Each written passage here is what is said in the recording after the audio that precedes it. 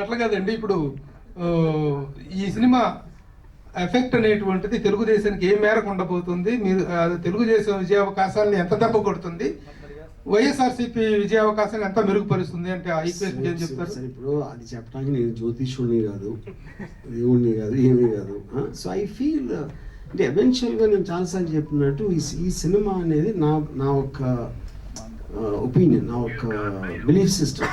అంటే మన అందరికీ ఒక పబ్లిక్స్ డొమైన్లో ఉండే కొంతమంది ఫేమస్ పర్సనాలిటీస్ వాడు మనకి ఏమైతే తెలుసో దాని మీద నా interpretation, true incidents, true characters మీద. సో దీని ఎఫెక్ట్ ఎవరి మీద ఉంటుంది అనేది ఇంపాసిబుల్, అంటే నేను గేజ్ చేయలేను.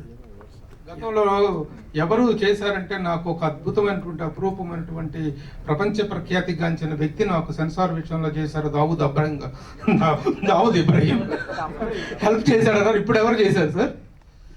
ఇది స్వర్గీయ ఎన్టీఆర్ గారు చేశారు. ఎస్.